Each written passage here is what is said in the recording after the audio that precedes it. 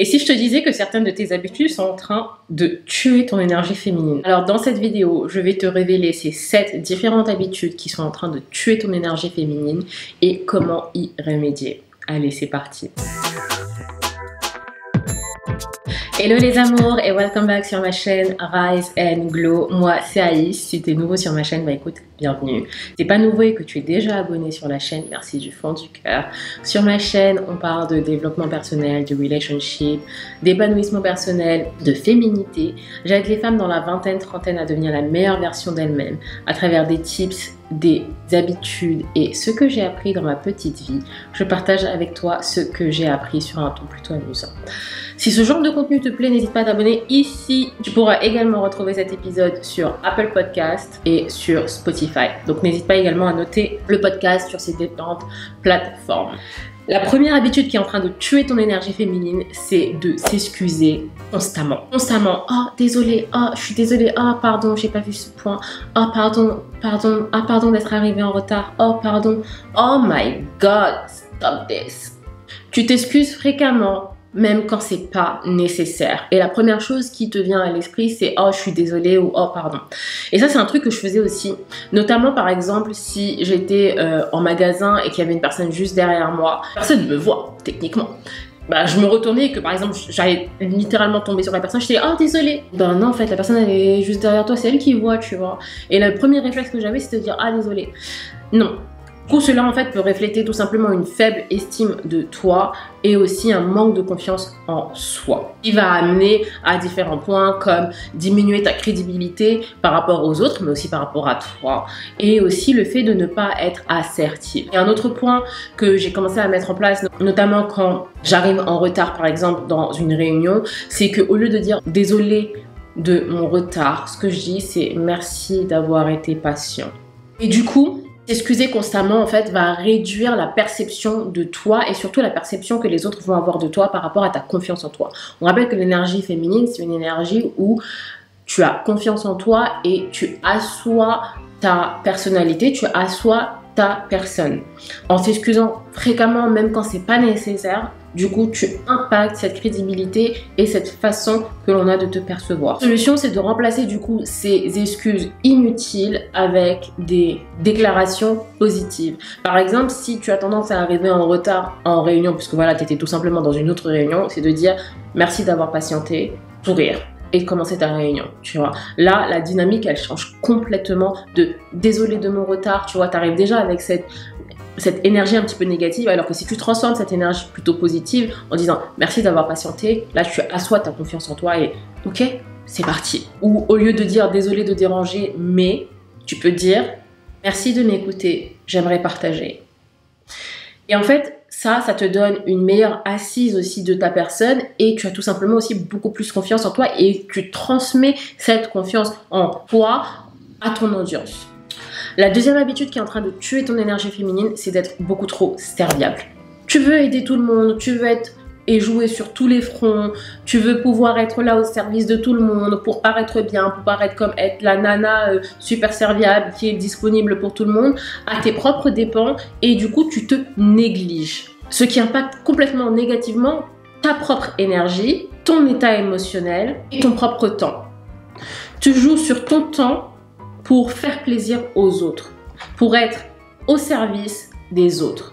Très fréquemment, tu vas te sentir littéralement vidé ou drainé. Et ça, en fait, c'est ton énergie ou ton côté émotionnel ou ton côté physique qui va te dire, mais en fait, tu as beaucoup trop donné. Tu as beaucoup trop donné, tu es allé à l'épuisement pour faire plaisir aux autres, tu vois. Tu ne t'es pas écouté, ce qui est à l'essence de l'énergie féminine, de s'écouter, écouter ses émotions et écouter son ressenti. Bah, ça, tu ne l'as pas fait, en fait. Tu l'as pris, tu l'as mis à la poubelle et tu t'es dit, bah, je vais aller servir les autres pour paraître bien ou pour être accepté ou pour autre chose, tu vois. En général, ça va être souvent pour de la validation externe que l'on va faire ça. Ici, du coup, la solution, c'est vraiment déjà d'analyser les éléments ou les situations où l'on se sent drainé, où l'on sent que, bah, en fait, on donne beaucoup trop de notre personne, où on est beaucoup trop investi, et surtout aussi analyser comment on se sent après une interaction avec une certaine situation donnée, que ce soit un groupe d'amis, que ce soit ta relation, que ce soit la famille. Comment tu te sens en général après ce genre de relation, tu vois? Est-ce que tu te sens plutôt revigoré et en pleine forme et plein d'énergie, ou est-ce que tu te sens plutôt drainé, fatigué, et là t'as qu'une envie, c'est rentrer chez toi pour te ressourcer, tu vois? Et là, tu sais, tu vas pouvoir jauger quelle est la situation où en fait tu donnes beaucoup trop, tu es beaucoup trop investi à tes propres dépens, et où est la situation où en fait tu arrives à te revigorer, te sentir bien, et en fait ton énergie elle n'est pas drainée. Et ensuite, une fois que tu as fait cette analyse, c'est de tout simplement jauger maintenant la façon dont tu vas interagir face à ces interactions drainantes. Tu vois, limiter ton temps d'interaction avec certaines personnes ou certaines situations, avoir des limites personnelles également qui vont pouvoir t'aider à mettre en place cette nouvelle barrière, et vraiment avoir ce temps pour toi et éviter justement d'aller jusqu'au drainage d'énergie perpétuel. La troisième habitude qui est en train de tuer ton énergie féminine, c'est de ne pas demander d'aide. Je l'avais déjà évoqué dans plusieurs de mes vidéos maintenant, mais j'avais tendance à ne pas demander d'aide. Et le truc, c'est que j'étais là à dire, bah en fait, je vais faire ça toute seule. Je vais faire ça toute seule, je peux le faire toute seule. Et du coup, clairement, je suis clairement fatiguée émotionnellement, voire physiquement, et c'est juste épuisant. Alors que si j'avais eu la capacité de demander de l'aide ou d'externaliser par exemple une certaine activité, j'aurais pu tout simplement me concentrer sur autre chose qui aurait généré beaucoup plus d'impact positif, mais aussi je me serais sentie beaucoup moins drainée. Et le truc, c'est que quand on ne demande pas d'aide, on va très rapidement se sentir submergé, isolé, et aussi tout simplement submergé par les responsabilités. En fait, on n'a pas cette capacité de jauger l'impact des responsabilités qu'on va prendre, ou se dire oh là c'est beaucoup trop pour moi et je pense pas que je puisse le faire toute seule, j'ai besoin d'aide sur ce sujet. Et demander d'aide, en fait, faut réaliser que c'est pas un signe de faiblesse, non pas du tout en fait, c'est analyser plutôt où sont ses forces, où sont ses faiblesses, et agir sur ses forces pour délivrer mieux au final. Donc au final, tout le monde est gagnant quand on agit de la sorte. Alors que quand tu commences à faire des activités ou avoir des expériences où tu sens que ton énergie est complètement de toute façon impactée, et du coup une énergie négative, le fait de ne pas demander d'aide va juste tout simplement aggraver cette situation, tu vois. Et ça va pas être bénéfique pour toute la situation, toi inclus, et toi en premier d'ailleurs. La solution ici, c'est que reconnaître déjà que demander de l'aide, c'est une force et pas une faiblesse. Donc déjà, changer le mindset que l'on a par rapport à la demande d'aide. Et ensuite, apprendre à déléguer. Il y a des tâches que tu fais qui ne sont pas nécessaires, que tu as besoin de déléguer, parce que voilà, tu n'apprécies pas de le faire, 2, tu n'as aucun point positif qui en sort. Délègue, tu vois, tu vas sentir un point en moins et tu vas pouvoir te concentrer sur les choses qui te génèrent beaucoup plus de bonheur, qui te génèrent beaucoup plus de dopamine et qui au final vont être beaucoup plus positives dans ta vie, et tu sentiras que ton énergie, elle va être de plus en plus positive, et en tout cas moins impactée par ces différentes tâches ou situations, si tu demandes de l'aide ou si tu délègues. Alors si vous êtes resté jusqu'à là, d'ailleurs, mettez-moi un petit cœur rose dans les commentaires.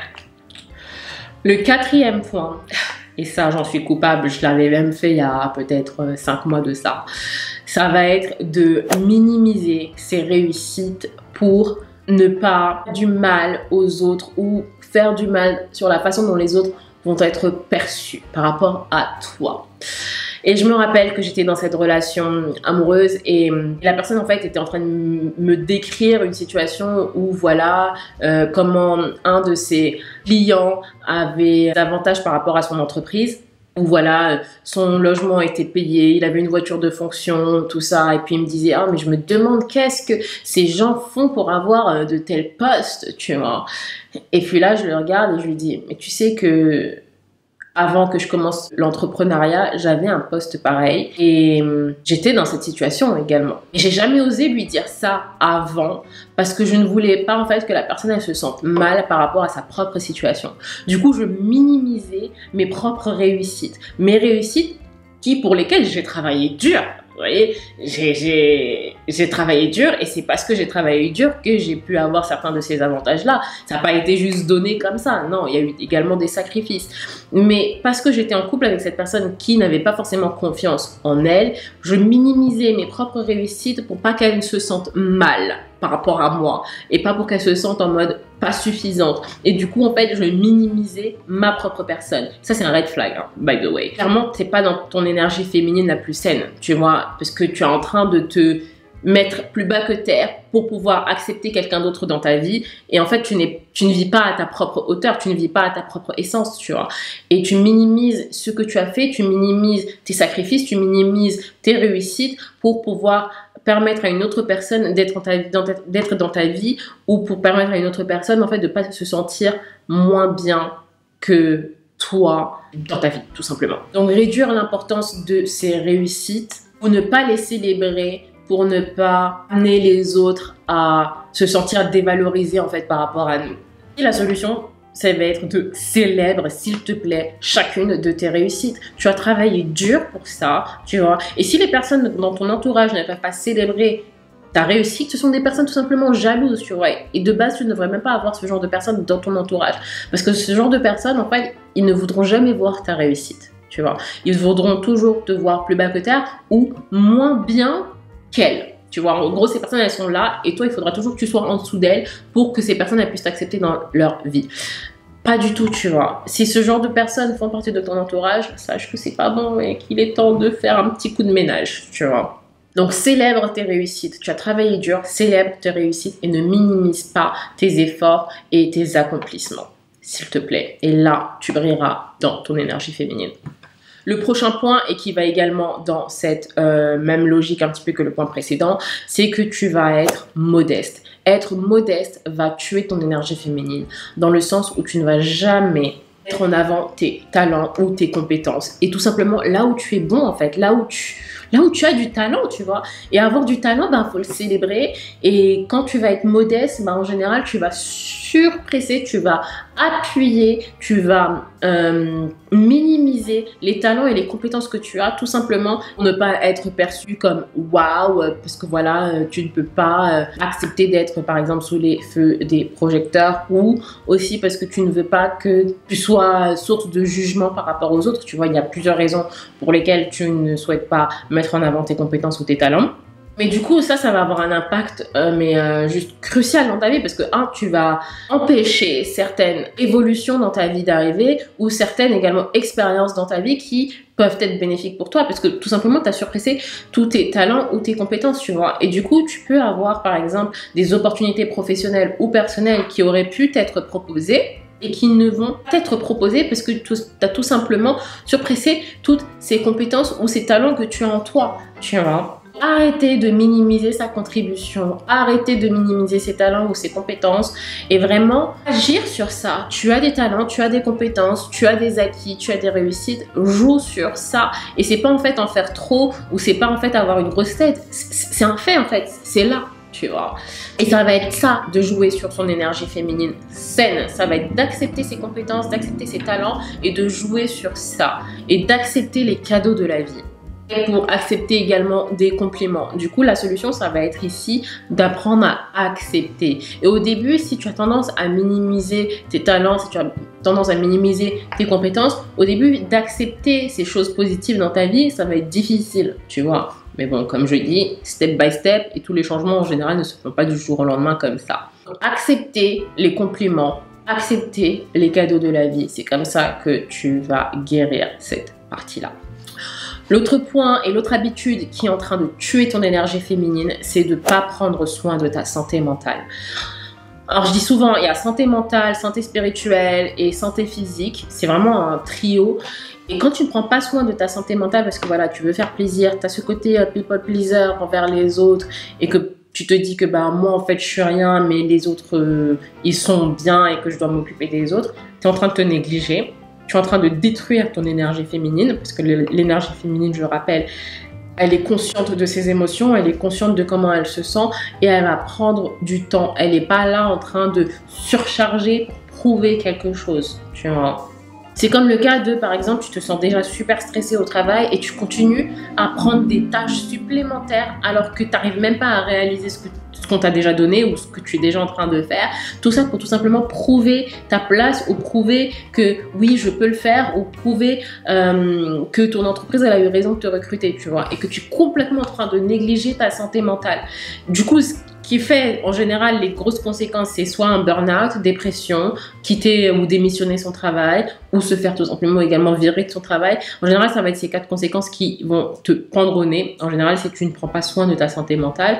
Et la solution ici pour prendre soin de sa santé mentale, c'est déjà, wow, ok, stop un moment, faire un état des lieux de ce qui se passe, commencer une activité physique si tu en as pas, qui va t'aider du coup à vraiment décompresser, lâcher prise, et aussi du coup analyser les tâches en fait qui sont en train de te drainer, analyser les tâches qui sont en train de te délivrer, et du coup on va utiliser la méthode de Pareto. Quelles sont les tâches qui délivrent 80% du résultat, où je peux investir uniquement 20% d'efforts. Moi c'est comme ça que je travaillais, et c'est comme ça que ça réussit, et c'est comme ça que ça marchait.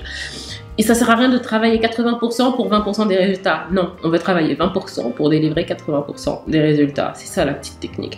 Et du coup, il va falloir prendre et faire une pause et analyser l'ensemble de tes tâches et de dire ok, qu'est-ce qui délivre aujourd'hui 80% des résultats qui sont attendus, et te focaliser sur ça. Du coup, ton énergie, elle va être beaucoup moins épuisée. Tu vois, tu te sentiras beaucoup moins épuisé et ta charge mentale, elle diminuera. Parce que tu te focaliseras sur l'essentiel et pas sur tout, et tu n'iras pas batailler sur tous les fronts. Enfin, le dernier point, c'est que tu vas être dans cette constante recherche de validation externe.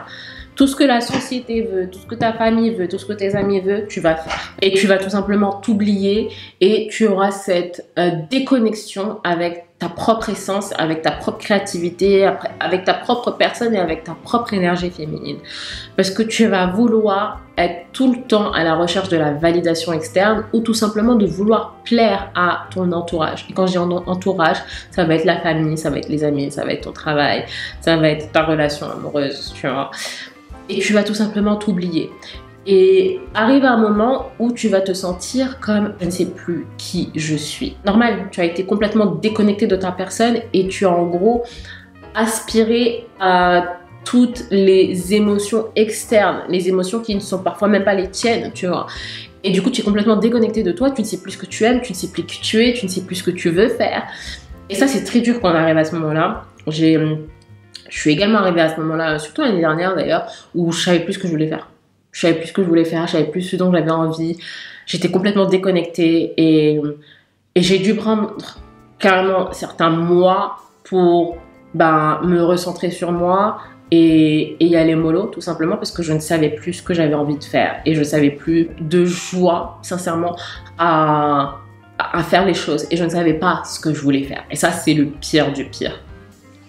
Donc la solution ici, ça va être de faire des choses pour se recentrer. Donc parfois, ça va être également de tester et avoir des nouvelles expériences de vie qui vont pouvoir te montrer est-ce que c'est quelque chose que tu aimes, ou est-ce que c'est quelque chose que tu n'aimes pas. Est-ce que j'ai envie de continuer dans cette activité-là? Ah, ça j'aime. Ah, ça j'aime pas. Ça j'aime moins. Ce genre de vêtements j'aime moins. Et vraiment apprendre à se redécouvrir et se reconnecter à ses émotions, et du coup à son énergie féminine. Et c'est comme ça en fait que petit à petit, tu vas pouvoir te reconnecter à ton énergie féminine et vraiment abattre ces habitudes qui sont en train de tuer cette énergie féminine en toi et cette propre essence que tu as en toi. Et voilà les amours, j'espère que la vidéo vous aura plu. J'ai eu beaucoup de plaisir à la faire. Dites-moi en commentaire si ça vous plaît, si ça vous a plu. Dites-moi également si vous voyez d'autres habitudes qui sont en train de tuer ton énergie féminine. Et on se retrouve la semaine prochaine pour une nouvelle vidéo. D'ailleurs, je pense que maintenant je sortirai les vidéos plutôt le mercredi. Je pense que c'est un plutôt bon jour en fonction des statistiques. Et s'il vous plaît, abonnez-vous à la chaîne ici. En attendant, prenez soin de vous. On se retrouve la semaine prochaine pour une nouvelle vidéo. Bisous.